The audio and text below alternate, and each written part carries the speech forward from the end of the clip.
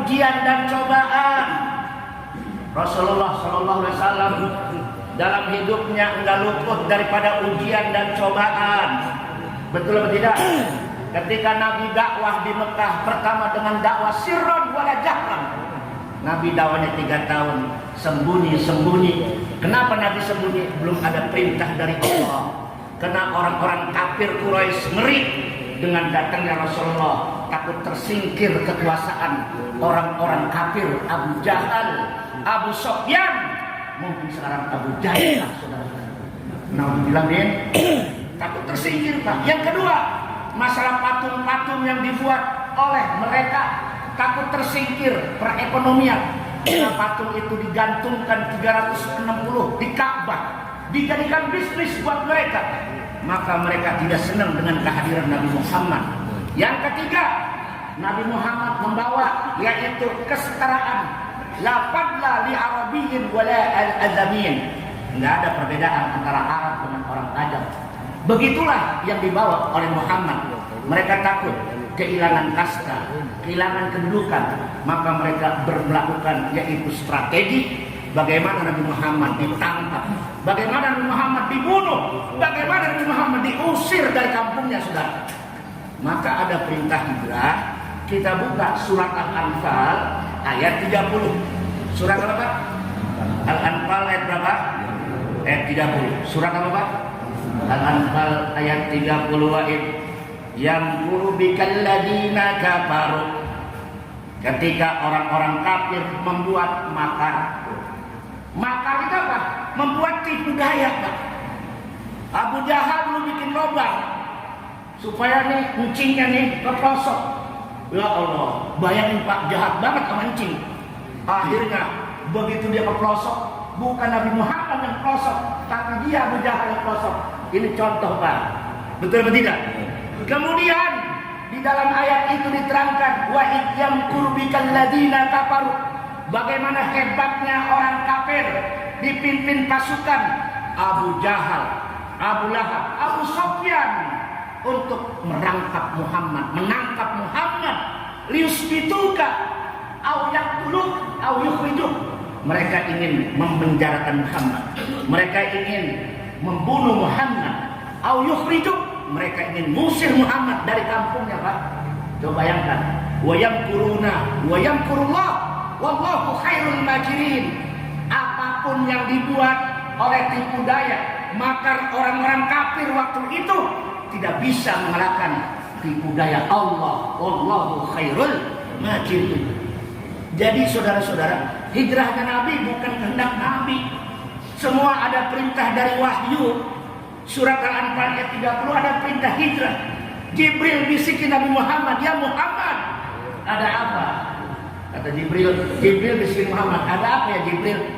Ini malam, entar malam ada rencana pembunuhan. Engkau targetnya ya Muhammad. Terus Muhammad memanggil Ali bin Abi Thalib. Orang-orang yang hijrah udah duluan. Di atas 150 orangan udah berangkat ke Madinah, ke Yathrib. Muhammad tinggal bertiga, Pak. Siapa itu? Ali bin Abi Thalib, Abu Bakar As-Siddiq, dan satu lagi Muhammad. Jadi pemimpinnya, Pak, belakangan, Pak. Itu, Pak, kalau perang itu pemimpin belakangan, Pak. Saya mau Muhammad itu belakangan, Pak. Dia suruh duluan, Pak. Kalau sekarang kan kagak, ayo kerja bakti. Dia mah kagak ada, rakyatnya suruh. Ada begitu, Pak. Kalau lu bejat, gue bilang, ya Allah, pemimpin dari Muhammad, Pak, kayak Abu Bakar. Ali, ada apa ya Rasul? Urkud. Tidurlah malam ini. Di mana? Fi sarirah.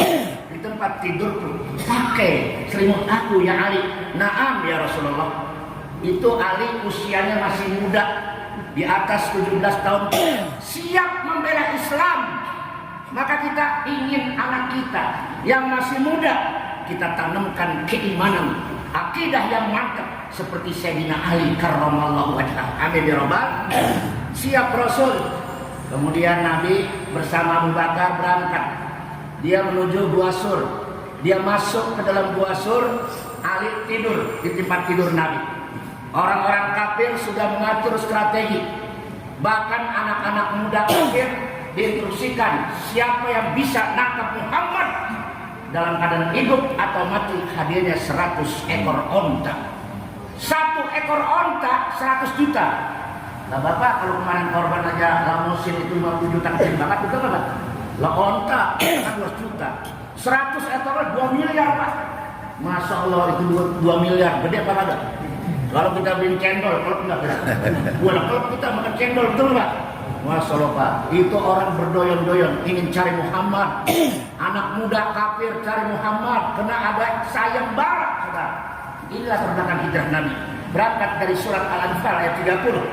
Kemudian Nabi masuk. Sebelum Nabi Muhammad masuk, ya Rasulullah, intajir, tunggu sebentar. Ada apa Abu Bakar? Saya membersihkan lubang-lubang yang ada di dalam gua sur ini.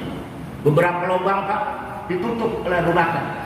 Cuman ada 2 lubang yang belum ditutup karena Nabi sudah lelah jalan kaki. Bayangkan Pak, lelah Nabi jalan kaki dari Mekah sampai ke Gua Sur, kurang lebih hampir 17 kiloan lebih Pak. Jalan kaki. Bapak kemarin jalan kaki apa naik motor? Sengkleh kaki Bapak. Betul apa enggak? Nabi itu jalan kaki Pak, Abu Bakar, ya Pak. Begitu diintip, diketok pintu Nabi. Ya Rasulullah, ya Muhammad, bum. Begitu yang bangun bukan Muhammad. Siapa yang bangun Pak? Ali bin Thaher. Aku pikir engkau Muhammad, ternyata engkau Ali. Aina Muhammad? Muhammad Qatsar. Muhammad Qatsar. Muhammad Qatsar. Muhammad sudah berangkat bersama siapa? Ana al-Abdi, saya tidak tahu. Muhammad berangkat bersama Abu Bakar As-Siddiq yang menjadi mertuanya Rasulullah SAW. Jadi menantu atau mertua akrab. Maka dalam istilah kita ada nggak sekarang mantu sama mertua akrab? Ada. Kadang-kadang mantunya suka risih juga tuh. Ya Pak, apalagi mertuanya kaya, dia takut RMI, rumah mertua indah. Gak berani tuh mantu, benar? Ya, saudara-saudara, singkat cerita, Nabi Muhammad demi membela Islam, menyelamatkan akidah Islam, dia masuk ke dalam Gua Sur. Ada 2 lubang yang belum ditutup oleh sahabatnya. Sambil masuk, ya Rasulullah, silakan adkhil. Masuk. Begitu masuk Rasulullah, apa yang terjadi? Capek Rasulullah, tidur di pangkuan pahanya Abu Bakar.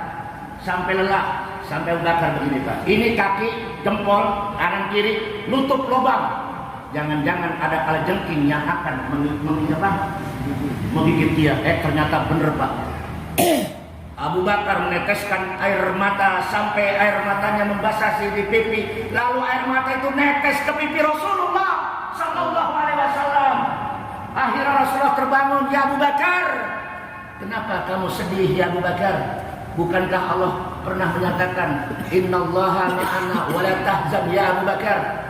Jangan sedih, Abu Bakar.